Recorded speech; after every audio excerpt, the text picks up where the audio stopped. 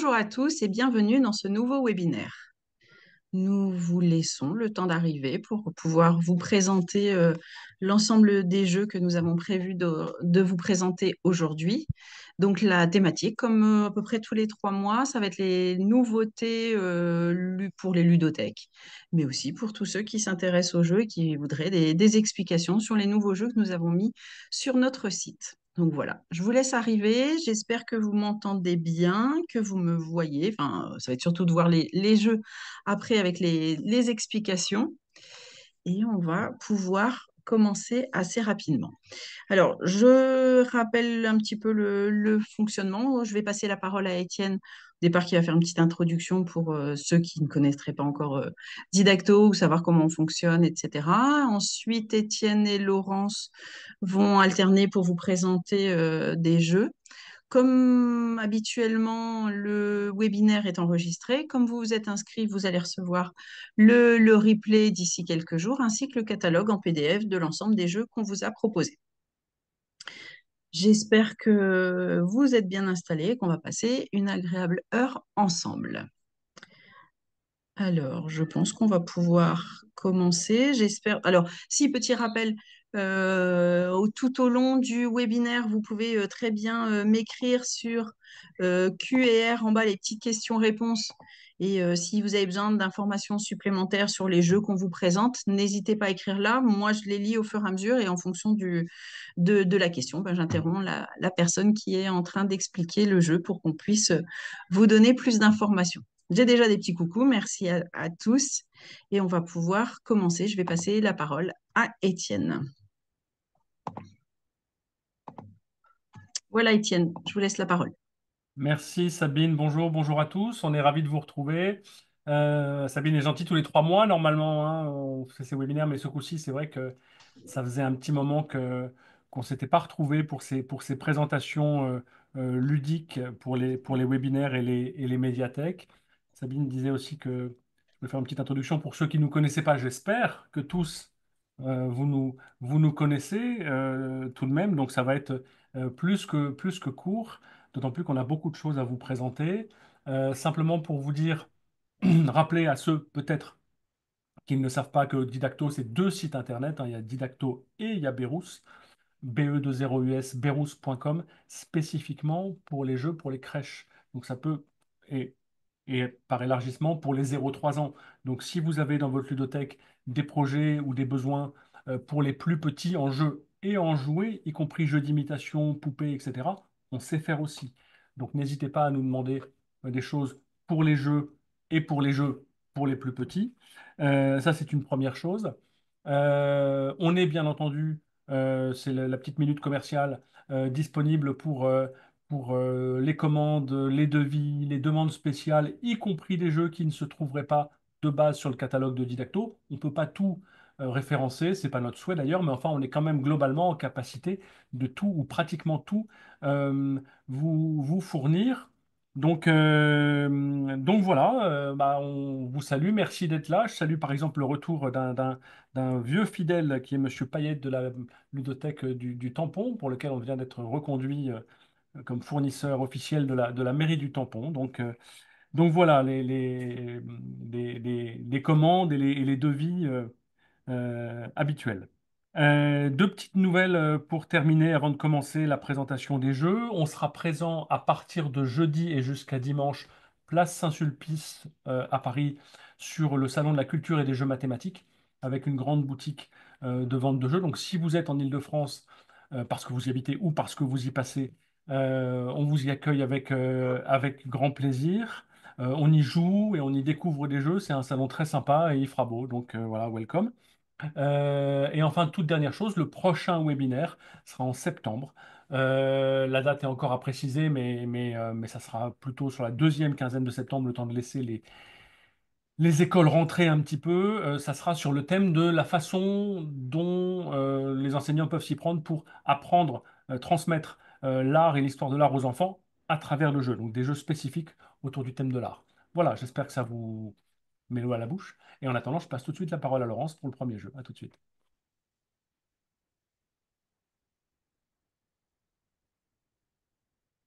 Sabine, vous reprenez la main? Sabine? Oui, oui, je suis là. Je suis là, je suis là. J'ai repris la main. Alors, on va commencer cette première sélection avec un jeu de chez Loki qui s'appelle Joyeux Bazar. Donc, comme vous savez, pour ceux qui en sont habitués, on alterne en fait les pages du site. Moi, je vous montre les pages du site. Comme ça, vous voyez la boîte fermée. Vous avez un petit peu le visuel de la boîte. Et après, Étienne ou Laurence vous décrivent en fait tout le fonctionnement du jeu. Donc, voici la boîte, voici le contenu. On est pour un jeu de 3 à 6 ans pour 1 à 5 joueurs pour une partie de 10 minutes. Et je laisse Laurence vous l'expliquer. Bonjour à tous, ravi de vous retrouver aussi. Alors, on commence par un jeu tout mignon, mignon de chez Loki pour les enfants à partir de 3 ans et il va s'agir de ranger sa chambre au mieux et en fait, on range tous ensemble la chambre parce que c'est un jeu coopératif. Alors, vous voyez, ici, il y a le petit lit. Voilà, le petit lit trop mignon. Et ici, il y a les choses à ranger et on a des coffres. Devant chaque coffre, on a mis une carte. Alors, il y a plusieurs séries de cartes qui permettent des parties différentes. Donc, à chaque fois, on va choisir une série de cartes avec le même pictogramme et on va les mettre chacune devant un coffre. Voilà. Et il y a comme ça plusieurs séries. Alors, chaque joueur à son tour va retourner une carte. Voilà. Et c'est une espèce de teckel plein de couleurs. Et on va chercher, ah, le teckel, il est là. Voilà, j'ai rangé le teckel. Je vais prendre une autre carte. Là, cette fois, c'est une assiette et des couverts. C'est là. Si on tire une carte qui ne représente et qu'on trouve pas ici, soit parce qu'on n'a pas trouvé, soit parce que ça y est pas, ça existe aussi. À ce moment-là, on va la mettre dans le lit. Ça veut dire qu'on veut garder le jouet avec nous. Et de temps en temps, on tombe sur une étoile. Alors l'étoile, ça veut dire que ici, il y a l'étoile, vous voyez, sur la nuit, qui avance d'un cran. Je vais vous le montrer de côté. Voilà, vous voyez la petite étoile là qui monte. Si on n'a pas fini de ranger et que l'étoile a fait le tour, eh ben, la partie est terminée. On a perdu. Autrement, une fois que tout... Alors oui, je ne vous ai pas dit, l'étoile, on la repose. Donc il faut se rappeler que là, il y a une étoile pour pas retomber tout le temps dessus. Autrement, on va perdre la partie. Une fois qu'on a tout rangé, on va pouvoir contrôler en retournant les cartes. Et là, on voit tout ce qui doit être dans le coffre. Et chaque si on veut marquer les points, chaque bonne carte marque un point. Et comme ça, on a un score qu'on essaye d'améliorer au fil des parties. Donc voilà pour Joyeux Bazar. Merci Laurence. Alors, le deuxième jeu, c'est Forest First, un premier jeu de parcours rapide et facile. On est à partir de 3 ans. Voici la boîte. Voici le contenu. Et on est pour 2 à 4 joueurs pour des petites parties de 10 minutes. Je ne vous dis pas à chaque fois les prix, mais vous les voyez sur le site à 22,50 €. Et je laisse Laurence vous l'expliquer.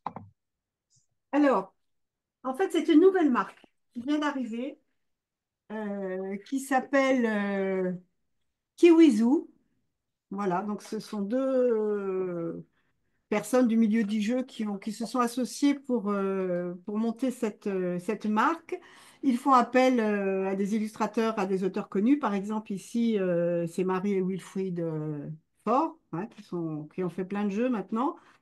Les jeux sont, la matière, c'est du FSC et c'est fabriqué en Europe. Voilà, donc on a vraiment craqué pour cette marque. Alors, voici un des plus faciles. C'est un jeu de parcours à partir de 3 ans. Alors, vous voyez, la piste est assez longue parce que du coup, ça tient juste dans mon champ. Alors, on a... euh, Et puis, je dois vous dire aussi qu'il y a zéro plastique avec les jeux. Rien du tout. Là, on a, vous voyez, les petits animaux. Voilà, donc on a chacun un petit animal. Et ça, ils ont refait ça sur tous leurs jeux. Bon, c'est pas grand-chose, mais je trouve ça bien vraiment avec les enfants. Voilà, si j'ai le petit fan, eh ben, je garde devant moi la carte fan. Voilà, ça permet de savoir à chaque moment qui a quoi. Donc, on met les petits animaux là, ici, sur les points de départ. Voilà. Et le but, c'est d'amener son animal, le premier, tout au bout du plateau. Alors, chaque joueur à son tour va tirer une carte. Voilà. Là, j'ai tiré une carte avec un arbre. Et alors, bon, on peut penser qu'au départ, c'est à partir de 3 ans. À 3 ans, ils vont prendre, je sais pas, le vert ou le rouge parce qu'ils préfèrent la couleur, hein. Mais après, en grandissant, ils vont se dire, voyons, parce que l'arbre, la couleur que je vais choisir, tous les animaux vont avancer jusqu'à cette couleur-là. Donc, imaginons que moi, j'ai le fond, rouge, ça me fait aller là, vert, ça me fait aller là, hop, je prends le vert, voilà. Et puis, bon, bah là, celui-là, il est très avantagé, celui-là, voilà. Donc, il y a un petit peu de stratégie à choisir la couleur de son arbre, et ça, c'est super malin. Et la carte qui a été jouée, hop, on la met de côté. Et on peut aussi tomber, alors là je triche honteusement, on peut tomber sur des cartes avec des petites choses à manger. Vous voyez là, il y a un arbre jaune avec une petite pomme. Donc là, je vais me dire, oh, que ce lapin-là, il est quand même bien avancé et je vais aller mettre sur son arbre jaune une petite pomme. Ce qui fait que si la fois d'après, à un moment, il va falloir qu'il passe là, eh ben, il ne pourra pas. Parce que le petit lapin, il va être trop content de trouver la pomme et il va manger la pomme. Donc, ça permet de ralentir les adversaires. Donc, voilà. Un jeu qui est à la fois tout simple et à la fois malin, où il faut un petit peu réfléchir pour s'en sortir. Comme on les aime. Merci Laurence. Alors, jeu suivant, Pique-tout, conte de fées. C'est un jeu d'observation et de rapidité de 4 à 6 ans, de 2 à 6 joueurs pour des parties de 15 minutes. On est sur une toute petite boîte. Voici les cartes. Laurence va vous l'expliquer. Alors, c'est un jeu de discrimination visuelle. C'est pas le premier, hein. Mais bon, on a trouvé qu'il changeait un petit peu. Donc, vous voyez les cartes, il y a plein de petits détails, plein de petites choses dessus. Je pense que si vous faites jouer les familles qui ne sont pas des gros joueurs et tout, ça peut marcher, c'est très simple et ça amuse tout le monde. Donc, en fait, là, on a un balai, voilà, et tout le monde ensemble regarde dans ces 5 cartes s'il trouve un balai. Voilà, donc moi j'ai un balai ici, vous voyez le petit balai, super, hop, je mets dessus et maintenant, on va chercher une pomme. Alors, la pomme, peut-être que je l'ai, peut-être que je ne l'ai pas, peut-être que quelqu'un il va être plus rapide. En l'occurrence, j'ai une pomme ici. Donc, vous voyez, c'est vraiment des petits bouts de détail. Voilà. Et le but, c'est d'être le premier à se débarrasser de ces 5 cartes. Voilà. Tout simple et très efficace.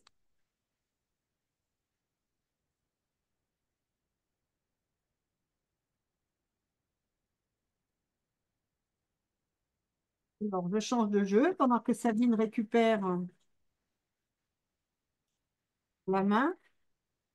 Pardon, j'avais coupé le micro, mais je disais donc, pardon, le jeu suivant, c'est Mission Savane, un jeu d'équipe où l'on sauve les animaux et où on gagne ensemble.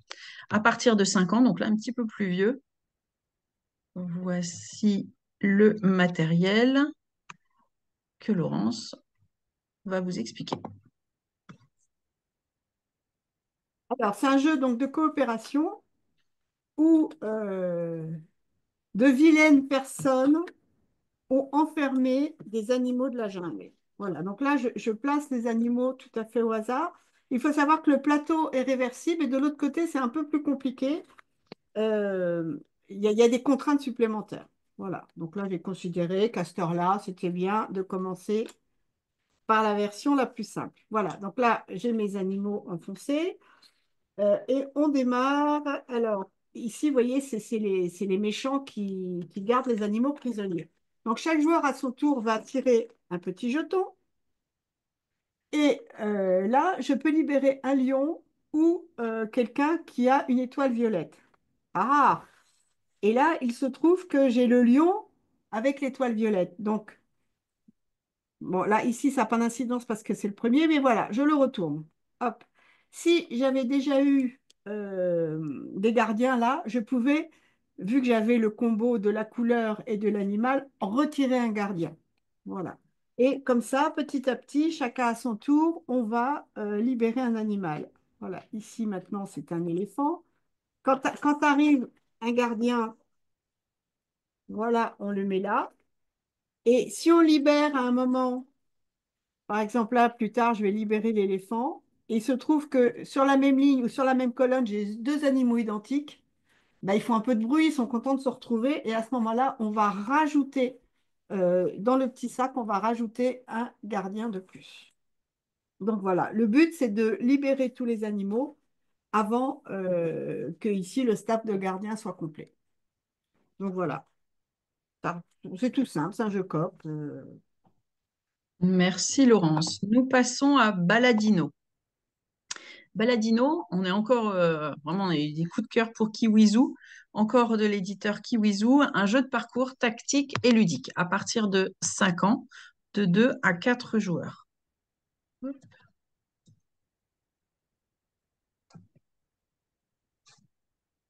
C'est à moi, Sabine? Maintenant, c'est à toi, Laurence. Très bien. Alors, voilà ce plateau. On a chacun un petit dinosaure et un petit personnage. Voilà, de la même couleur. Les dinosaures démarrent d'ici.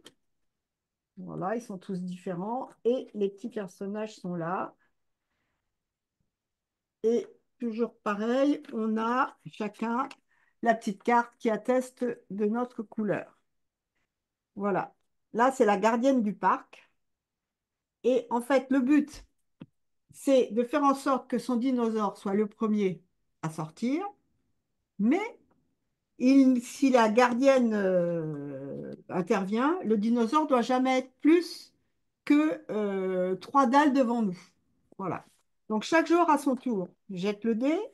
Deux, je peux choisir, imaginons que j'ai les verts, d'avancer ou mon dinosaure de 2 ou mon gardien, mon petit bonhomme de 2. Donc allez, moi j'avance mon petit bonhomme de 2. Voilà. Donc on fait avancer comme ceci ou son bonhomme ou son dinosaure. Quand on tombe sur la patte, eh bien, son dinosaure va jusqu'à la patte suivante. Et quand on tombe sur le sifflet de la gardienne du parc, à ce moment-là, elle vérifie. Et si, alors imaginons que mon dinosaure, là, il est parti caracoler devant et je me dis, chouette, il va gagner, il va sortir en premier. Il est trop loin de son maître, hop, il retourne derrière lui. Donc voilà. Et dernière chose, quand on tombe sur un banc, on tire un petit jeton banc que l'on retourne. Et là, eh bien, alors je fais ça aux autres joueurs. Je vais dire, ah, toi, le joueur bleu, je te trouve bien en avance. Hop, ton dinosaure, il passe derrière toi. Ou alors, ça peut être pour rejouer, ce qui est sympathique aussi. Voilà. Et le dinosaure, alors ça doit être le dinosaure qui passe derrière le joueur et ça, le joueur qui recule. Voilà. Donc, un petit jeu, moi, je le trouve très mignon. C'est très équilibré parce qu'on peut à la fois un peu enquiquiner les autres et puis prendre des risques ou pas. Donc voilà, Baladadino, c'est le dernier jeu de Kiwizu qu'on vous présente aujourd'hui. Merci Laurence. C'est Nous Étienne qui prend passe. le relais. Oui, c'est Étienne qui va prendre la suite de présentation des jeux avec, pour commencer, Battle Flip, qui est un jeu de cartes triangulaire qui combine manipulation, observation, rapidité à partir de 6 ans. On est sur une petite boîte. Voici le principe. De 1 à 5 joueurs pour des parties de 10 minutes. À vous, Étienne. Merci Sabine. Alors en effet, oui, je vais me mettre là, pardon, il faut que reprenne un peu l'habitude. Donc petit jeu de cartes avec des cartes triangulaires, un petit jeu d'assemblage où le but du jeu est de faire matcher deux cartes pour former un animal. On a plein de cartes, hein, là j'en ai sorti que quelques-unes, mais il y en a beaucoup, beaucoup. Et dans certaines règles du jeu, puisqu'il y a 6 règles du jeu différentes, on aura besoin du petit sigle au milieu pour s'y repérer entre cartes différentes. Donc, le jeu se joue en 4 manches avec à chaque fois des règles un petit peu plus compliquées, mais globalement, vous allez comprendre. Quand je prends un petit panda comme ça, hop, et que j'essaie de le faire matcher avec la carte d'à côté, on voit bien que c'est décalé, ça ne fonctionne pas avec le petit tigre. Évidemment, c'est recto verso, c'est ça qui fait que c'est compliqué, hein. Le petit tigre, ça ne marche pas non plus. Et d'une façon ou d'une autre, j'ai l'impression, voilà, là, le petit singe, ça va fonctionner. Donc là, j'ai gagné la première règle. On a chacun 2 cartes. Il y a toujours entre 2 cartes une combinaison possible. Donc le premier qui a réussi à faire cette combinaison pioche de nouvelles cartes. Et le premier qui a 4 ensembles, 4 animaux formés, a gagné cette manche. Ensuite, il y a des manches un peu plus compliquées où on a 5 cartes différentes et on doit former 2 paires d'animaux, enfin 2 animaux avec des paires de cartes. Et à la fin, c'est pour ça qu'il y a les petits signes au milieu des cartes. On prend les quatre cartes avec le même signe et il faut former un triangle parfait. Là, c'est pour vous montrer la forme, mais évidemment, c'est pas du tout, les animaux ne matchent pas. Voilà, donc un petit jeu d'assemblage, pas facile, rapide, malin. On a choisi celui avec les animaux, Battle Flip animaux, voilà. Mais il y a d'autres thèmes, c'est celui qui nous a le plus parlé. Voilà pour Battle Flip.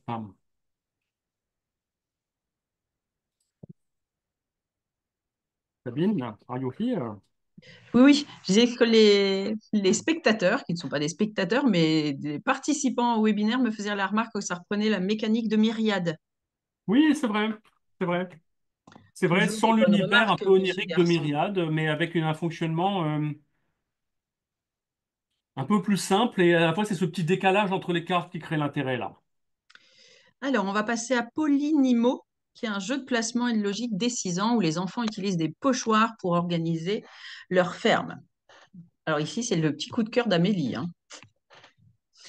Voici la boîte et voici. Alors, on voit pas beaucoup, donc là, Étienne va falloir expliquer parce que la photo, il faudra qu'on trouve une meilleure photo parce que sur le site, c'est pas assez parlant. Donc, à vous de bien le présenter. Ben, écoutez, je vais m'y efforcer. Alors, donc c'est en effet à partir de 6 ans, toujours, hein. Donc au fur et à mesure du webinaire, comme d'habitude, on monte en âge et en complexité des jeux, hein, mais ça vous êtes, je pense, habitués. On travaille sur des fiches qui sont proposées, il y en a beaucoup hein, dans la boîte. Pour vous, ludothèque, c'est important. Il y a 4 modèles de fiches différents. Donc, on n'est pas toujours sur le même jeu. Et on a ces petits polynimaux, je ne sais pas comment on appelle ça, pentamino, machin, pour les poser sur sa fiche qui représente la ferme, là, et dessiner des pattes d'animaux. Donc là, on a la patte de la poule, là, on a l'oie, là, on a évidemment le cheval, on a aussi le chien qui est là, et puis il y en a un dernier que je ne vois pas. Non, c'est peut-être juste les 4 qu'on a. Comment ça se passe? Euh, Au début de chaque tour, un joueur retourne une carte. On est sur la carte numéro 2, vous voyez, tac, la rouge. Donc, celui qui a retourné la carte prend la 2, et puis le suivant prend la... il y a un nombre, pardon, sur chaque petit truc. Donc, prend la 2. Le suivant prend la 3, le suivant prend la 4, et ainsi de suite. Et au fur et à mesure, comme ça, le tour suivant, on changera, on partira du 1, etc. Ça fait qu'on n'a jamais les mêmes choses. Muni de ma carte numéro 2, mon petit pochoir numéro 2, j'essaye de placer au mieux les pattes d'animaux sur ma ferme.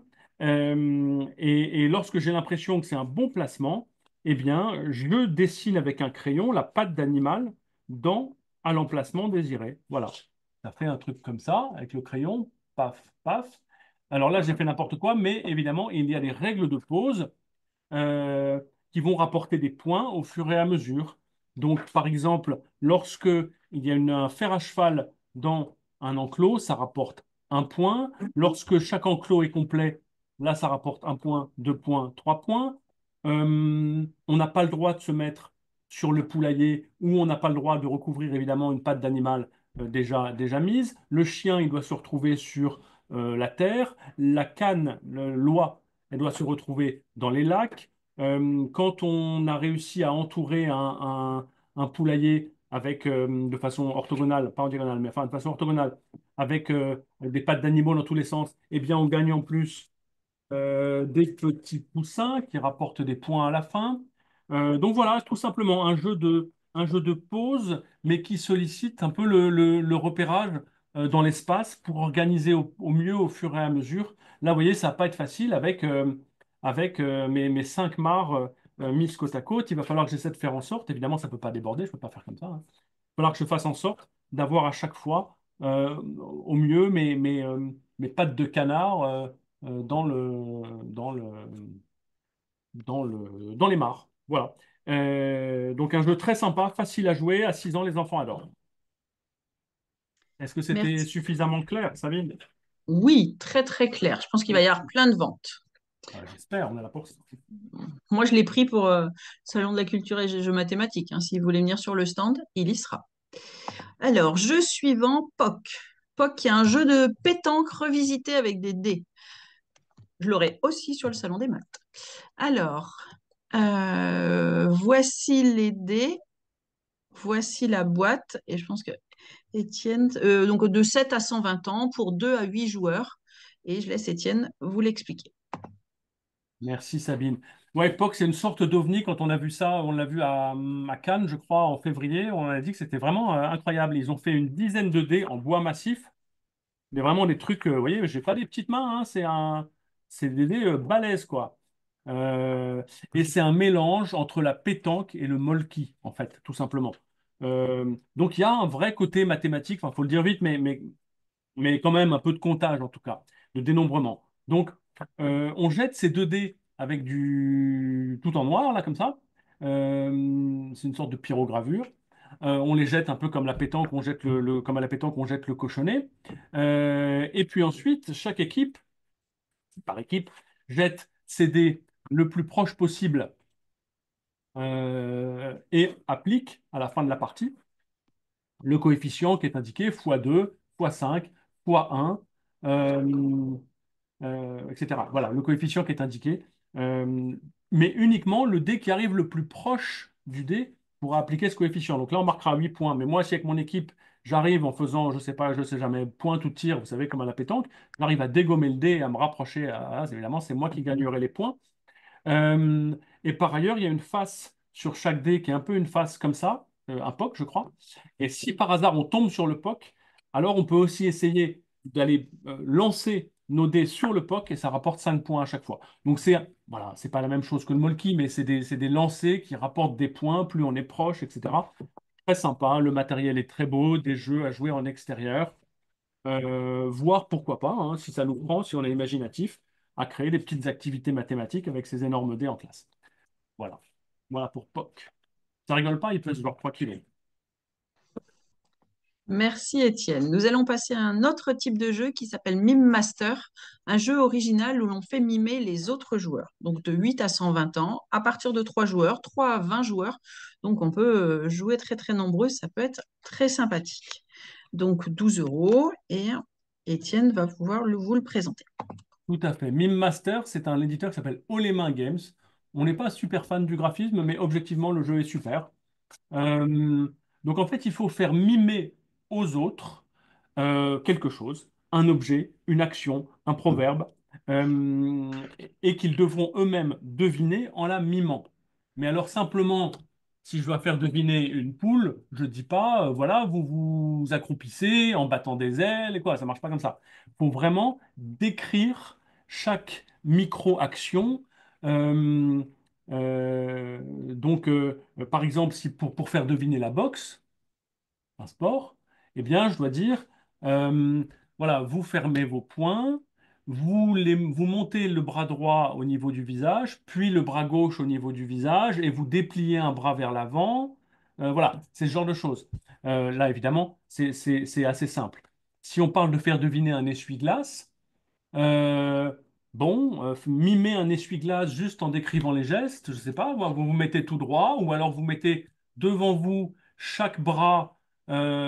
Attendez, je vais essayer de le faire pour vous montrer, là, c'est un peu idiot, enfin vous pouvez le faire chez vous, si ça vous amuse.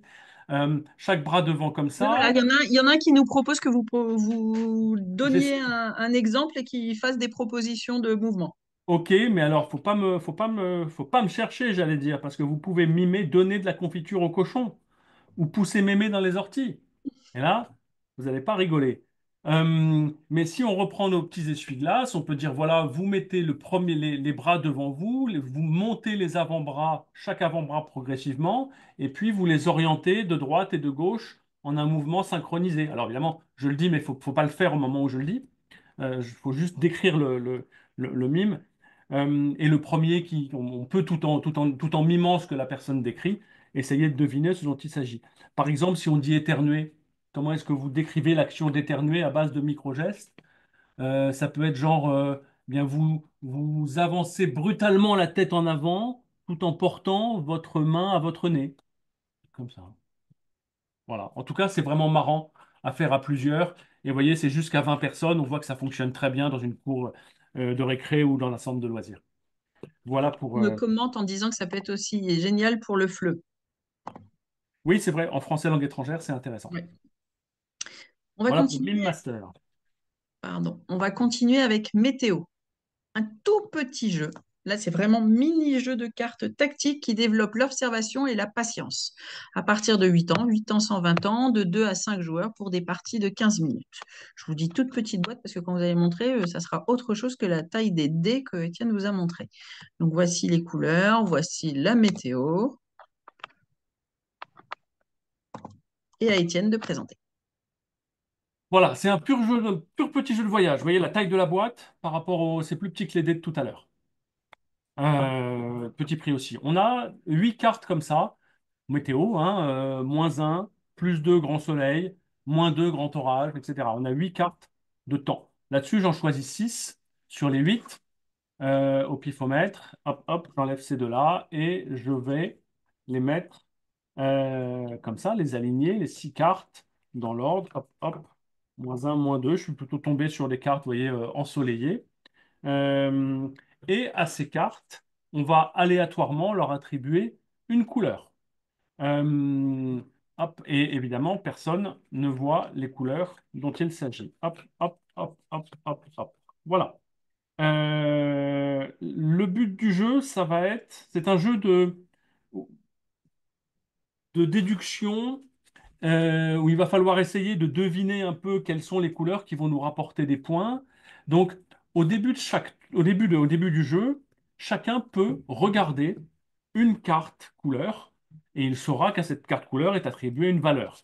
Donc, si on n'a pas envie de prendre des risques, on peut regarder la -2. Hop, la -2, c'est la violette. Si j'ai envie, au contraire, de marquer des points, je peux dire, tiens, voilà, j'ai regardé la bleue. Donc chacun regarde une couleur, pas forcément les mêmes, ou ça peut être les mêmes qu'un autre joueur. Et puis ensuite, on retourne des cartes, 5 cartes couleurs qui représentent des jours de la semaine. Donc voilà, première couleur, c'est un bleu. Et bien ça tombe bien, moi j'ai regardé la bleue. Je sais que bleu c'est +2, donc je me dis, ah, pas mal, sachant que les autres ont peut-être regardé autre chose. C'est peut-être un tirage qui va me rapporter des points, mais de toute façon, je n'ai pas le droit de récolter les points quand il n'y a qu'une carte de retourner, donc on est obligé de suivre au fur et à mesure. Rouge, je ne sais pas où est la rouge, hein. On continue. Orange, jaune. Bon. Et moi, là, je me dis, OK, je tente le coup. Hop, je prends. Je prends. Je tente, je risque le coup. Alors, ça aurait été plus simple pour moi si j'avais eu, par exemple, voilà, si j'avais eu 2 cartes bleues, j'aurais été pratiquement sûr d'avoir un total positif à la fin. Donc là, j'aurais dit, hop, je prends. OK, j'embarque le truc. Comme j'ai choisi de ramasser le pli, je peux regarder une seconde carte. Donc, je vais regarder la deuxième carte bleue, c'est la rouge. Maintenant, je sais qu'il y a une bleue là, une rouge là. Donc, quand ça va être des bleus et des rouges qui vont être retournés, je vais avoir tendance à prendre. Euh, et puis, voilà, au fur et à mesure, en fonction de ce que j'aurai vu des cartes et aussi, et c'est ça qui est intéressant, de ce que feront les autres qui auront vu d'autres cartes. Donc il faut que je surveille les autres et la façon dont ils vont ramasser les plis. Si je vois que tout le monde évite le violet alors qu'ils ont... Enfin, bon, au bout d'un moment, on viendra à comprendre qu'ils ont retourné une carte violette et que la violette, c'est plutôt pas terrible. Donc voilà, c'est un jeu de prise de risque et de déduction qui est simple pour les petites parties de 10 minutes, mais finalement qui se joue très bien, qui est très agréable. Un petit éditeur italien qui nous a bien séduit avec ce petit jeu météo. Voilà.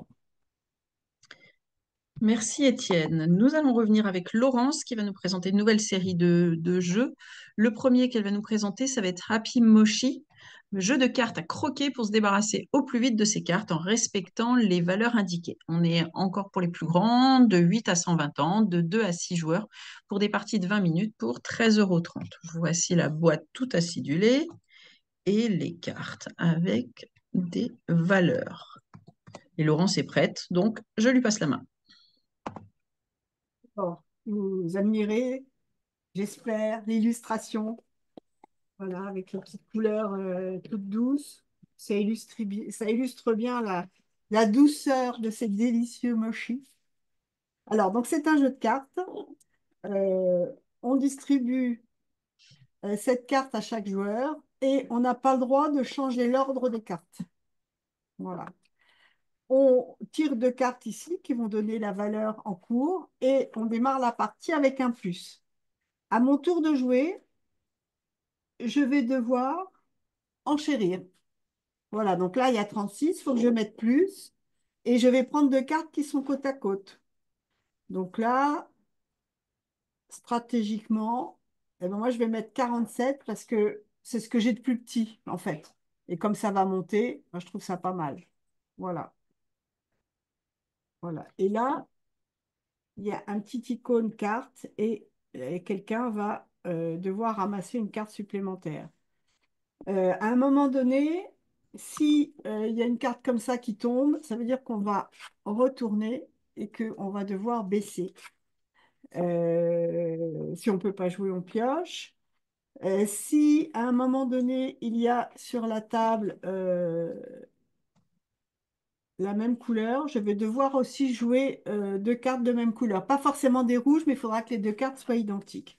Et il y a une façon de se sortir d'affaires, c'est de jouer moshi-moshi, c'est-à-dire 2 cartes identiques. Voilà, là, on n'est plus obligé de respecter le plus, les moins, tant qu'on joue moshi-moshi, et ça peut relancer le jeu. Et évidemment, quand on tire une carte, on va prendre une carte de droite, une carte de gauche ou une carte de la pioche, si on ne peut pas jouer. Et à ce moment-là, ben, on va bien falloir choisir où on la place dans son jeu pour pouvoir après se relancer. Donc voilà, c'est pas compliqué du tout. À partir de 8 ans, je pense vraiment sans problème. En famille, super. Et c'est très fluide et très agréable à jouer. Happy Merci, Moshi. Merci Laurence. Nous passons au jeu Candy Conquest, un puissance 4 revisité, un mix entre le jeu d'alignement, d'empilement, à partir de 8 ans, 8 ans 120 ans, pour 2 à 4 joueurs, pour des parties de 15 minutes. Voici donc la boîte, c'est un jeu de chez Yellow, et voici le contenu. Donc si on est 2 joueurs, ça se présente comme ça. Et je laisse Laurence vous le présenter. Alors, donc la règle puissance 4, ça fait gentil, ça fait simple comme jeu.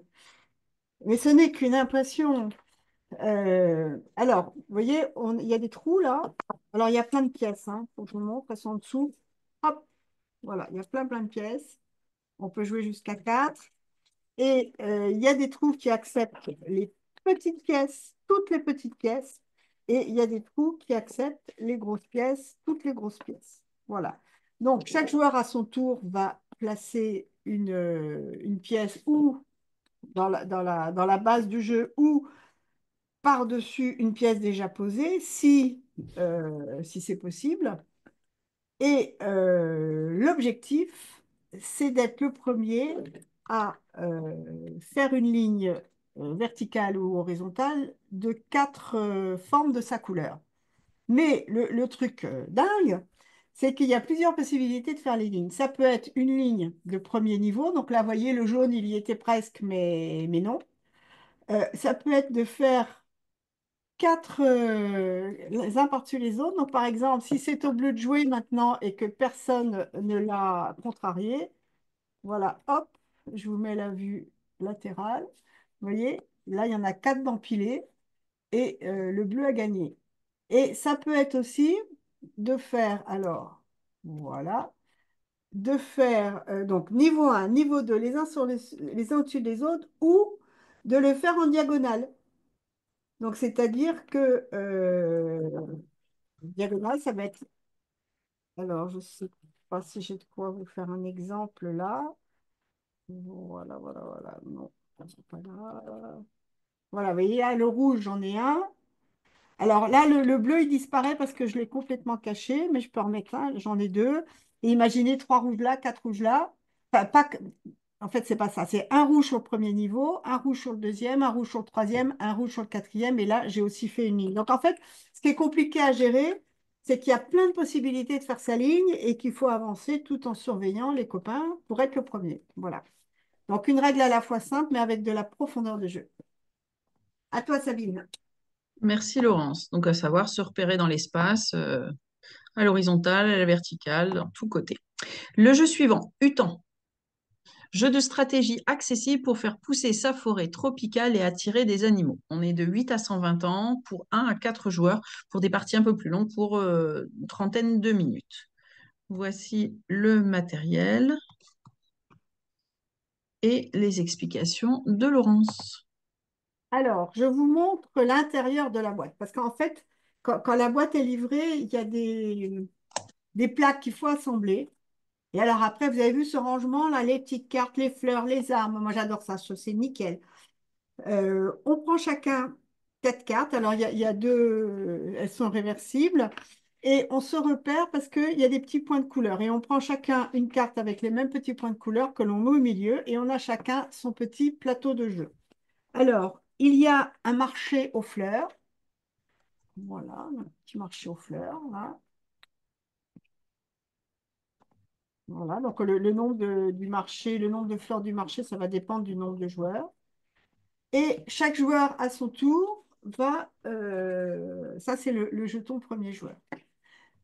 Chaque joueur à son tour va choisir une carte. Donc au début, voilà, peut-être que je vais prendre une avec beaucoup de fleurs, ça me va bien. Et je vais prendre les fleurs correspondantes, donc une rouge, une grise et une jaune. Et je vais les placer de manière adjacente sur mon plateau de jeu. Sachant que l'objectif, c'est de remplir, vous voyez, les petits ensembles là, et ils sont séparés par de l'eau. Ah, là j'ai un grand ensemble, et puis là, il y en a un de deux, un de trois, un de trois, voilà. Donc, l'objectif, c'est de mettre une couleur, si possible, par ensemble. Donc là, vous voyez, si je fais ça, rouge, gris et jaune, j'ai pas mélangé les fleurs dans les ensembles, et en même temps, elles sont bien adjacentes. Donc voilà, on joue comme ça. Celui qui prend cette carte-là, c'est juste une fleur, mais de la couleur qu'il veut. Et en cours de partie, au départ, bon, on met des fleurs, mais en cours de partie, peut-être qu'à un moment, je vais dire, bah, moi, je prends le premier joueur. Donc ça veut dire que là, je ne peux prendre qu'une fleur, mais de la couleur que je veux. Et quand on va réinstaller le marché aux fleurs, c'est moi qui vais démarrer. Donc petit à petit, on met des fleurs. Voilà. Et quand on peut une deuxième fleur, à ce moment-là, on plante en arbre. Voilà, donc j'enlève les fleurs et je mets un arbre. Et les arbres, vous voyez, ils en ont fait des différents qui n'ont aucune importance. On prend vraiment celui qu'on veut, mais c'est juste super sympa en fait. Et si à un moment, dans une zone, j'ai deux arbres, à ce moment-là, je vais pouvoir mettre un animal. Et alors, les petits animaux, ils sont là, bien rangés. Donc là, ah oui, je laisse une fleur dessous pour me rappeler de la couleur. Voilà. Tac, là, c'est une zone rouge. J'enlève le dernier arbre que j'ai mis et je mets un animal rouge. Sachant que les animaux, ils sont en nombre limité, donc il ne faut pas traîner parce qu'après, il n'y en a plus. La partie s'arrête, je ne sais plus quand, peut-être quand on a épuisé toutes les fleurs. Et à ce moment-là, on marque les points de la manière suivante. Chaque zone remplie avec des fleurs de même couleur marque, vous voyez les petits points qui sont marqués là. Chaque animal dans une zone marque la valeur marquée sur la petite papate. Et chaque arbre marque 2 points. Mais le problème, c'est qu'une zone qui n'est pas terminée parce que vous n'avez pas eu le temps, ou qui n'a pas des fleurs toutes de la même couleur parce qu'à un moment, vous avez été coincé, eh bien là, celui-là, il marque cette valeur-là, mais en négatif. Donc, voilà. Donc, il faut tout gérer en même temps, mais c'est super sympa à jouer. Voilà, moi, j'ai adoré. Bon, c'est un petit peu de la gestion, mais tranquille. Et puis, il est beau, ce qui ne gâche rien. À toi, Merci, Sabine. merci Laurence. On va passer sur un jeu de stop ou encore original et palpitant avec Flip 7 à partir de 8 ans jusqu'à 120 ans, de 2 à 6 joueurs pour des parties de 20 minutes. Voici, je vous montre les cartes, bien colorées. Voilà. Et Laurence va vous en donner le principe. Alors, ce jeu-là, on l'a découvert à Cannes. Et franchement, le pitch, bon, un stop ou encore, on se dit, ouais, oh, un stop ou encore, voilà, ça va bien.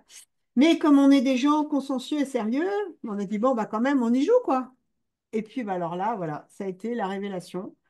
parce qu'il est terriblement efficace. Et d'ailleurs, il a été nominé au Spiel des Jahres en Allemagne cette année. Pour un jeu de cartes comme ça, c'est quand même pas rien.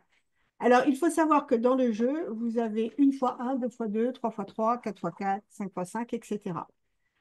Euh, donc, voilà, c'est moi le meneur de jeu. Je donne une carte à chaque joueur. Et après, je vais dire, tu en veux encore? Oui. Tu en veux encore? Oui. Tu en veux encore? Oui. Jusqu'à ce que quelqu'un dise, non, non, moi ça va, j'en ai assez. Et à ce moment-là, imaginons qu'il arrête là.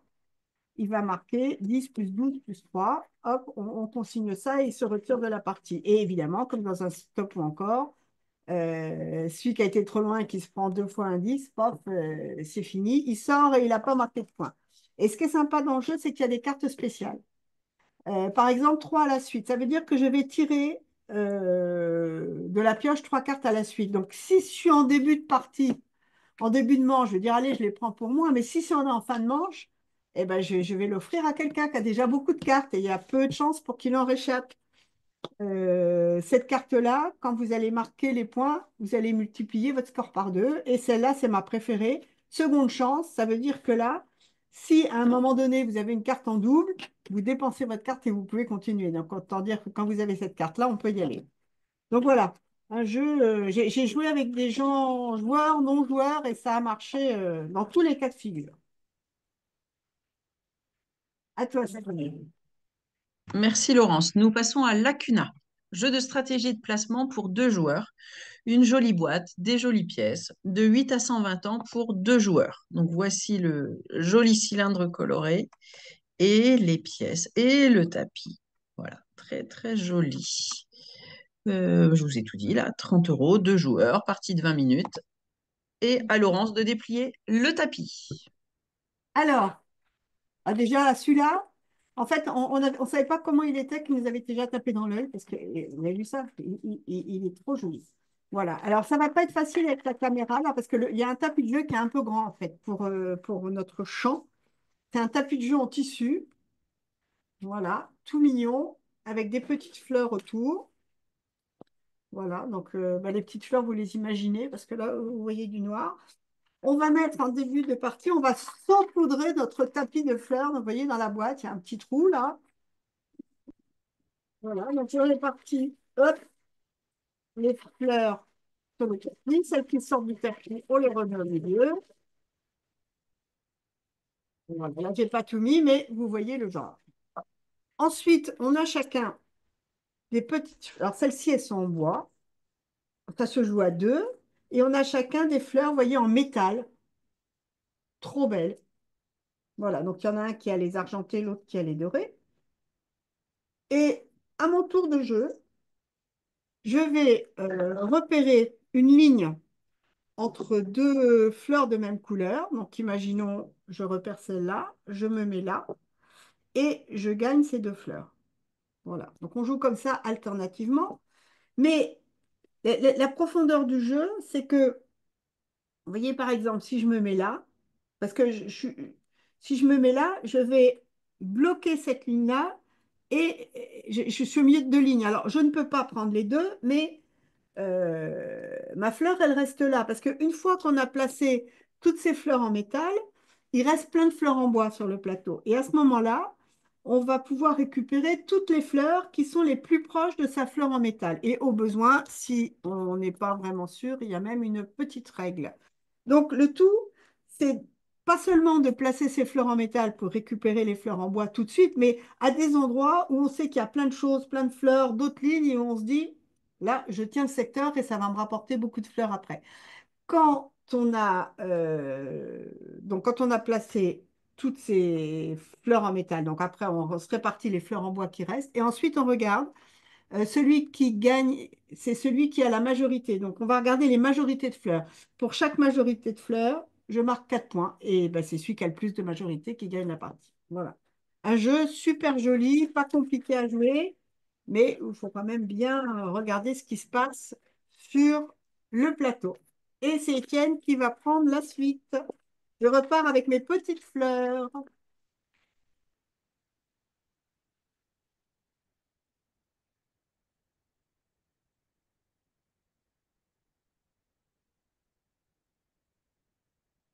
Sabine, êtes-vous là?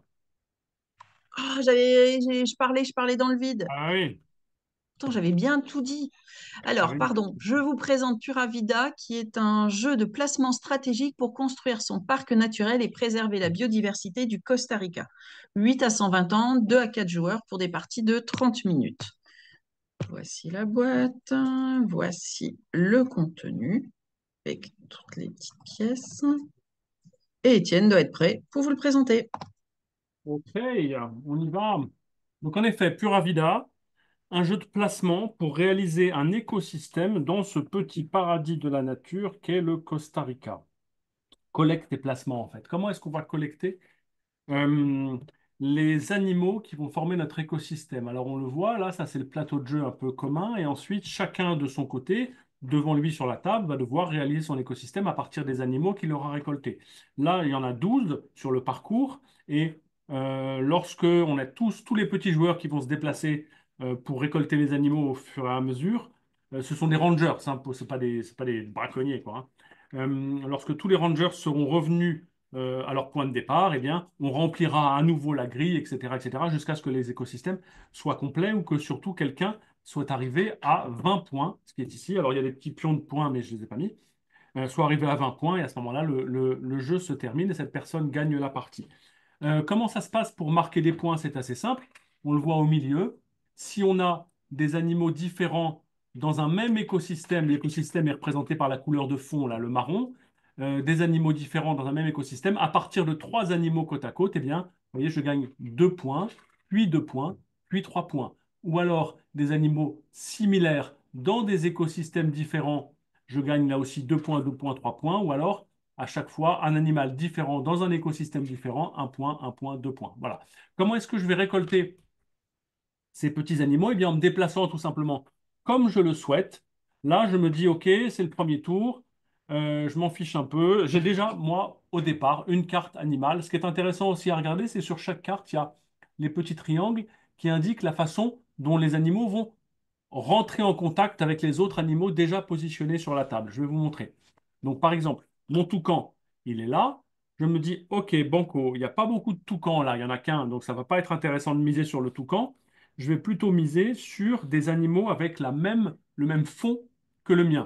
Donc, le fond bleu, je vais commencer par la grenouille. Donc, je me déplace comme je veux jusqu'à la grenouille que je prends. Et hop, la grenouille, vous voyez, elle peut venir se mettre par-dessus ou par-dessous du toucan. Donc en l'occurrence, je vais choisir d'aller me mettre hop, par-dessous.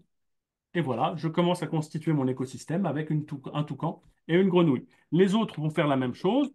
Ils vont aller récupérer qui un papillon, qui une autre grenouille, ou alors voilà un serpent, où, lui, il peut commencer par là. Hop, au fur et à mesure, donc le plateau se dégarnit. Après, c'est à nouveau à moi d'avancer. Je vais aller me chercher un serpent toujours bleu, et lui, je peux le mettre que par au-dessus. Donc, je vais aller me glisser comme ça, hop, au-dessus de mon toucan. Voilà, et au fur et à mesure, donc là, déjà, j'ai mes trois animaux dans un même écosystème, donc je vais déjà marquer 2 points, etc., etc. Lorsque je reviens lorsque c'est mon tour de jeu et qu'il n'y a plus d'animaux qui m'intéressent ou il y en a plus devant moi, eh bien, je reviens me mettre à ma position de départ. Si je suis le premier arrivé, bah, je serai le premier à redémarrer. Ça peut être intéressant d'aller plus vite que les autres, mais ça peut être aussi intéressant de traîner parce qu'on ramasse plus d'animaux. Eh bien voilà, au fur et à mesure, hop, tous les rangers vont revenir en ayant collecté les animaux. Là, je ne vous le fais pas dans le détail, hein. Et à ce moment-là, on remplit les cases vides et on recommence le tour. Voilà. Et au fur et à mesure, donc, eh bien, je vais constituer mon écosystème. Là, je fais un peu n'importe quoi pour que vous voyez, avec un certain nombre de règles. On ne peut pas avoir, par exemple, des ensembles de plus de 5 lignes ou de 5 colonnes. Donc, on constitue son écosystème à trous et on marque des points au fur et à mesure, à chaque fois qu'il y a des alignements qui correspondent aux points qui sont indiqués là. Voilà. Donc, construction d'un écosystème au Costa Rica, un jeu assez fluide qui se joue à partir de 8 ans. Pura Vida. Voilà. Merci Étienne. Nous passons à Double Seven. Double Seven. Non, c'est écrit double. Double Seven. Vous reconnaîtrez le graphisme, un petit peu l'idée de Lucky Numbers. Normal, c'est le même auteur. Donc voici la boîte. Voici les pièces. Et Étienne est prêt à vous présenter. Merci Sabine. Oui, en effet, c'est un jeu de collection et d'échange d'animaux, en effet, par l'auteur de Lucky Numbers. Donc, je ne vais pas tous vous les sortir, hein, parce que sinon on n'arrivera pas à les rentrer, mais il y en a plein. C'est des belles pièces en bakélite, elles sont super sympas. Au départ, on commence avec trois pièces sur son petit support, malheureusement très plastoc. Euh, et puis, au fur et à mesure, tout est au milieu, comme ça, et on va sortir du plastique. Et on va aller chercher à son tour de jeu deux nouvelles pièces. On ne voit pas ce qu'il y a, hein, elles sont toutes retournées. Donc, et puis il y en a quelques-unes quand même, quand il y a une façon pour en remettre ou faire quelques échanges avec la base au centre quand les pièces ne me plaisent pas. Mais globalement, la plupart sont retournées. Donc je les prends au hasard. Je vois ce que le sort me donne. Et quand je juge que c'est le bon moment, eh bien, je peux faire une collection. Donc je sors de mon petit présentoir des animaux à partir de deux. Donc là, j'ai trois grenouilles que je décide, comme ça, d'aligner. L'intérêt du jeu, c'est qu'à mon tour de jeu, je peux faire autant d'échanges que je le souhaite avec d'autres collections, d'autres joueurs. Donc si un autre joueur a devant lui, par exemple, trois cerfs, eh bien, je peux dire, OK, je viens de faire mes grenouilles, bah, je te les file, mes trois grenouilles, et toi, tu me files tes trois cerfs. Il ne peut pas refuser. Donc à ce moment-là, il me sort mes trois cerfs. Et là, moi, j'ai un quatrième cerf dans mon petit présentoir. Je l'ajoute à ma collection, qui fait que là, j'ai une collection de quatre cerfs. Et je peux continuer comme ça. Puisque j'ai quatre cerfs, je peux les échanger contre un autre joueur. Et tout ça immédiatement dans le même tour, hein. Il y a, lui, quatre papillons, etc. Et au fur et à mesure, j'augmente mes collections devant moi, jusqu'à en avoir plusieurs, hein. Et lorsque j'ai sept animaux comme ça devant moi de la même race, je prends un set. Le deuxième à avoir, pardon, le premier à avoir deux sets prend le 77, là, comme ça. Et à ce moment-là, il n'y a plus qu'un tour et la partie s'arrête et on compte tous les animaux qui ont été placés devant soi en petite ou en grande collection et qui font un point par animal. Donc, toute la mécanique et tout l'intérêt du jeu, c'est cet échange et ces transactions entre les différents joueurs. Tiens, je te file celui-là, tu me files celui-là, je rajoute encore, je rééchange à nouveau, etc., etc. C'est très vivant et simple à jouer, bien fluide aussi. Voilà pour Double Seven. Merci Étienne. Nous passons à Buddies, un jeu stratégique et coopératif qui sensibilise au processus de la pollinisation. J'ai du mal. Sujet pour Étienne, évidemment, parce que tout le monde sait qu'Étienne adore le miel, adore les abeilles. Oui. 8 à 120 ans pour 2 à 6 joueurs, une partie de 20 minutes. À vous, Étienne. Merci Sabine. Alors c'est un jeu qui se veut assez réaliste, qui se passe donc dans la nature. On a chacun, il y a tout un tas de cartes d'animaux. Moi j'ai choisi, il y a six animaux au départ on joue, chacun a le rôle d'un animal. Moi c'est le sarnas. Le sarnas c'est cette espèce de petit papillon qu'on voit partout dans la campagne. Je ne savais pas que ça s'appelait comme ça. On peut avoir aussi l'espèce de petite mouche là. Un autre truc volant, voilà. Celui s'appelle Jagos, je ne sais absolument pas, c'est une sorte de druide, de gros bourdon. Voilà. Bon, chacun représente, là c'est une coccinelle, on a bien compris. Donc, chacun joue le rôle d'un animal et à cet animal est attribué un certain nombre de cartes, un set de cartes avec des pouvoirs, comme par exemple là, il a 3 points d'endurance, 2 points là, voilà, différents points sur ces cartes et puis un petit pouvoir spécial. On a par ailleurs dans la prairie, hop là, comment je mets ça moi? Hop, un petit set de 9 plantes, non, de 9 cartes, voilà, ok, avec des fleurs, mais aussi des prédateurs, la libellule, le frelon, la fourmi, les hordes des fourmis, etc., et des dangers qui sont plutôt des dangers humains, où on a la tonte, par exemple, l'herbe tondue, bah, c'est pas terrible pour la pollinisation. L'herbicide, l'arrosage automatique, ça fout bien le bazar chez les animaux qui passent. Voilà, la dalle de béton, évidemment, c'est moins facile de polliniser. Voilà, qu'on peut mettre comme ça. Donc là, au hasard, eh bien, j'ai mis aussi dans ma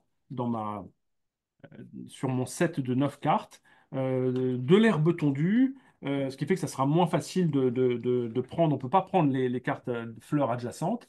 Et là aussi, la fourmilière, il va falloir que je m'en débarrasse. Donc, c'est un jeu coopératif. Tout le monde joue pour avoir le maximum de points récoltés à la fin. Donc, par exemple, moi, je peux choisir avec mes 3 points là d'endurance d'aller récolter une fleur qui vaut. Ah oui, ce que j'ai oublié de vous dire. Ce qui est très marrant, c'est qu'il y a des saisons, automne, été, printemps, hiver. On joue sur le long de ces 4 saisons et on voit sur chaque fleur, pardon, les fleurs ne sont récoltables, comme dans la vraie vie, qu'à certaines saisons. Celle-là, au printemps et en été, on ne peut pas la récolter en automne ou en hiver. Donc là, si je suis en automne, hop, je vais pouvoir récolter la zinnia. Pour récolter la zinnia, ça me coûte 3 points. Donc moi, je vais échanger contre ma carte avec 3 points d'endurance euh, que je mets dans la pioche collective et je récolte la fleur de zinnia pour lequel je vais avoir 3 points de nectar qui vont me renforcer. Donc je garde le nectar.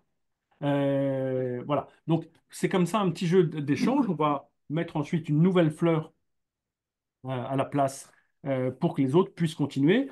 Et de la même façon, au fur et à mesure, par exemple, j'ai une petite épée là, qui fait 3 points de dégâts. La fourmilière, ça vaut 6. Il faut 6 points. Donc je me dis, OK, les amis, moi, je joue contre la fourmilière. Je lui ai fait 3 points de dégâts. Il faudra encore que quelqu'un vienne refaire des points de dégâts pour pouvoir, au final, se débarrasser de la fourmilière. Donc voilà. Il faut butiner, il faut polliniser, il faut faire attention aux prédateurs. C'est un jeu coopératif très intéressant pour comprendre la mécanique du champ de fleurs et de la nature. Les illustrations sont belles, il y a un vrai travail éditorial sur ce jeu. Voilà pour Budiz. Merci Étienne. On est presque à la fin. On va presque remplir l'heure de jeu. On va peut-être y arriver. Pas trop Oui, trop. on a encore 2 jeux à vous présenter, puis Laurence présentera rapidement quelques suites. Mais normalement, dans 10 minutes, on est bon. Alors, Crack Story. Voici les cartes. Voilà. Alors, de 10 à 120 ans pour 2 à 8 joueurs pour des parties de 30 minutes pour 20,40 €. Alors, ce qu'on n'a pas rappelé tout à l'heure, c'était que surtout n'hésitez pas sur le site internet, vous voyez les explications de jeu et dès qu'on peut, en fait, on vous met aussi les petites vidéos en bas pour compléter les explications de jeu. Donc, n'hésitez pas à regarder. À vous, Étienne. Donc, Crack Story, hein, c'est dans la lignée des Cracklist, etc. C'est le même éditeur, c'est une famille, ils sont super sympas. Euh, c'est un jeu de langage et d'imagination et de mémoire. Au départ, on a chacun 8 cartes. Et à son tour de jeu, il va falloir à la fois déposer une carte, continuer l'histoire avec cette carte qui a été commencée et la répéter depuis le début, un peu comme dans ma valise. Donc, par exemple, il y a des cartes avec des lettres. Donc, tout simplement, le mot que je vais dire pour continuer l'histoire va devoir commencer par cette lettre. Et puis, il y a des cartes spéciales, on verra. Donc, par exemple, au fur et à mesure, chacun a joué des cartes. M, P, donc mon. Le premier qui commence dit mon. Le deuxième met la carte P, mon petit, Tapis. mon petit tapis. D'accord, bravo Sabine. Mon petit tapis fait. Ça vous va? Fait. Mhm. Donc, à chaque fois que quelqu'un joue, il doit répéter la carte jusqu'à temps que, voilà, mon petit tapis fait, etc. Et puis, il y a plein de cartes spéciales. Donc, par exemple, le but du jeu, c'est de se débarrasser de toutes ces cartes, hein. Donc, plus j'en dis, mieux je me porte. Donc là, il y a une carte euh, euh, R, ça veut dire rejouer. Si je pose celle-là, j'ai le droit de rejouer derrière.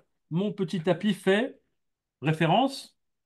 Là, il y a une carte, je ne sais plus comment on l'appelle, mais c'est un peu une carte noire, enfin, en quelque sorte. Donc, je dis fait référence, je ne sais pas quoi dire avec un F là.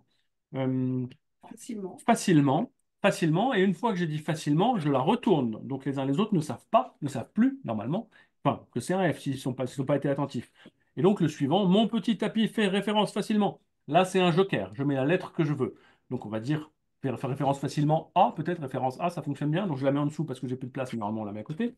Mon petit tapis fait référence facilement à. Hop, là, on inverse le cours du jeu, on repart sur le type d'avant qui recommence à jouer. Là, Z plus 1, donc si je mets plus 1, j'indique le joueur que je veux qui doit repiocher une carte. Donc il y aura fini moins vite. Donc voilà, un jeu très rapide, sympa qui convoque plein de compétences différentes. Crack Story, ils savent toujours faire des jeux familiaux et vivants. Le petit groupe Cracklis, des jeux familiaux rapides et vivants et qui marchent très bien. Et nous Voilà, terminons notre sélection avec Docteur Gribouille, un jeu coopératif où l'on déchiffre des ordonnances illisibles. Alors là, on est chez les grands, 10 à 14 ans, 2 à 5 joueurs pour des petites parties de 15 minutes pour 17 euros. Vous voyez la boîte, vous avez recevez le matériel et Étienne va vous donner les explications. yes. Alors, Docteur Gribouille, super original. On aime ou on n'aime pas. Moi, j'ai trouvé ça vachement bien, en fait.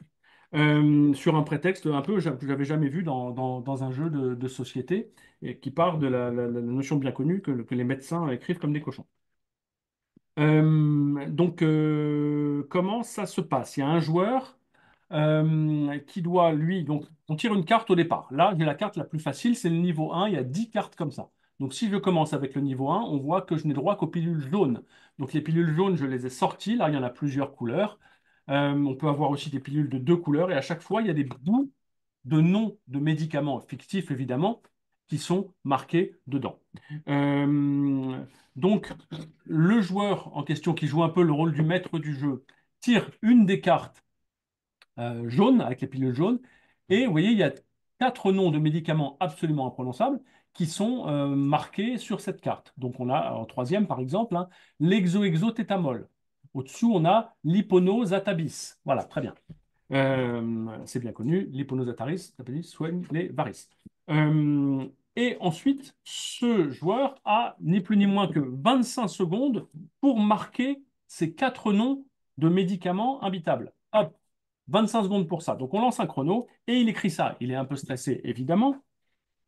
Donc il écrit plus ou moins n'importe comment, normalement. Et ensuite, sur la base de ce qu'il a écrit, les autres ont 2 minutes pour reconstituer les médicaments avec les bouts de noms de médoc là, qui figurent dans sa petite boîte. Voilà. S'ils y arrivent, ils les déposent sur le plateau. Tac, voilà, Anixo Ipfirel. Hop, voilà. Euh, et s'ils ont bon, eh bien, la température du patient qui figure sur le petit cache, là, comme ça, la température passe au fur et à mesure de -10, -9, etc. Et de façon coopérative, si on a bon, eh bien, au final, le patient passe dans le verre et est guéri à la fin de la partie. Donc, voilà, très original, très marrant. On a été séduit par cette mécanique qu'on avait jusqu'à présent jamais vue, et avec en plus le petit stylo seringue pour écrire les ordonnances. C'est vachement sympa, ils sont allés au bout du détail. Voilà pour moi, je vous remercie, j'espère que vous avez apprécié. Je vous souhaite une bonne fin d'après-midi. Voilà Laurence qui reprend la suite pour les suites de jeux. Sabine? Merci beaucoup, Étienne. Petite chose, on va repréciser ce que j'ai dit au début du webinaire, mais il y en a qui étaient peut-être pas encore arrivés. Donc là, ce webinaire a été enregistré et d'ici quelques jours, vous allez recevoir le lien du replay et le catalogue en PDF de l'ensemble des jeux qu'on vous a présentés. Comme ça, vous allez pouvoir passer commande dans la foulée. Il n'y a rien qui peut vous en empêcher. Vous aurez tous les éléments. Donc Laurence va nous présenter, je crois, cette suite enfin, ou sept compléments de jeu, et commence par Mister Travel. Voilà, donc là, je vais pas vraiment vous expliquer les jeux parce que en fait, c'est des jeux qui existent déjà et qui sortent sous de nouvelles formes et qui, voilà, sont des jeux qui ont eu beaucoup de succès. Donc, par exemple, il y a déjà ce jeu avec un autre graphisme chez Djeco où tous ensemble, on se penche sur une carte et il va falloir trouver l'intrus. Donc, visiblement, là, on a plein de camions. Ça doit être ici le skateboard. Voilà, donc ça, on peut y jouer tout seul, on peut y jouer en famille. Le premier opus, il a marché super bien. On a pris aussi un Speedy Back Kids, donc c'est la même règle que le Speedy Back, mais avec des questions beaucoup plus faciles et accessibles aux enfants à partir de 7 ans. Et dans la même veine, on a pris aussi le Cratlist La Récré. Donc là, c'est le premier Cratlist qui est sorti, si vous vous rappelez bien, entre Petit Bac et Uno. Et là, pareil, les thèmes sont beaucoup plus accessibles pour les enfants, ce qui permet de jouer beaucoup plus tôt, je crois, à partir de 8 ans, alors que l'autre, ça devait être 12 ans, à partir de 7 ans même. Voilà. Euh, on a un micro macro kids. Alors, avec toujours ce grand poster, plein de choses, mais les énigmes sont ici dans un petit livre. Et voilà, le mystère des carottes. Donc, plus question de crime ici, c'est vraiment accessible aux enfants. Donc, on a la petite énigme là. Et puis, on vous dit, trouvez vite où vit Caroline. Elle habite près de l'arrêt du bus de la plage. Donc, voilà, avec des petits indices comme ça pour se repérer euh, dans le grand poster. On a pris aussi un Uno Teams. Donc, Uno, bah voilà, c'est pas nouveau, mais voilà, les gens, ils jouent toujours autant. Et là, c'est pour y jouer en équipe, ça change un petit peu. Et enfin, on a craqué sur deux jeux géants, donc le double. Voilà, vous voyez, ça se présente comme ça, avec des grandes cartes très épaisses en carton. Et en fait, ils ont pris des règles. Par exemple, on peut jouer à chat avec ça. Donc, on fait un carré avec les dalles par terre. Et donc, on va changer de tuile à condition de trouver le point commun entre les deux tuiles, hein, comme toujours à double. On ne peut pas être sur la même tuile qu'un autre et il faut surveiller le chat pour pas qu'il arrive sur la même tuile que nous. Donc voilà, ils ont fait quatre règles du jeu comme ça, c'est assez marrant. Et enfin, le dernier, le Jungle Speed aussi en version géante. Voilà les cartes, donc très épaisses, très grosses, hein, vous voyez, par rapport à ma main. Et là, ce qui est rigolo, c'est que le totem, figurez-vous que c'est quelqu'un qui va jouer le totem, donc il a un foulard. Voilà, un petit foulard qui va accrocher derrière lui en le glissant dans un passant ou dans une ceinture ou quelque chose. Et ça se joue comme le Jungle Speed, hein, chacun son tour, on retourne une carte. Sauf que là, quand on voit deux cartes identiques, eh ben, il faut aller courir après le joueur qui a le totem pour lui choper le foulard. Et lui, pendant ce temps-là, s'il a aussi repéré qu'il y avait deux cartes identiques, il a ces petits os là, enfin ces petits os, ces petits totems qui va essayer d'aller poser sur le totem d'une des deux équipes concernées avant de se faire piquer le foulard. Donc voilà, pour faire des animations, des anniversaires, on a trouvé ça sympathique. Et voilà, pour aujourd'hui, on est presque à l'heure. Est-ce que vous avez des questions? Merci Laurence. Non, pour moi, ça paraissait bien clair. On a eu des commentaires, mais pas de questions, où on a répondu au fur et à mesure des échanges que l'on a pu avoir. Ça paraît tout bon pour l'ensemble des personnes. Donc, on a des remerciements. On vous souhaite une bonne après-midi, bonne continuation. Jouez Voilà. bien. On est, dis- Jouez bien. on est disponible pour vous faire vos devis, vos commandes, etc. On peut se retrouver à Paris, place Saint-Sulpice, pour le Salon de la culture et des jeux mathématiques. Et puis, à bientôt pour la suite des jeux chez Didacto. Bye Bon bye. après-midi à tous. Au revoir.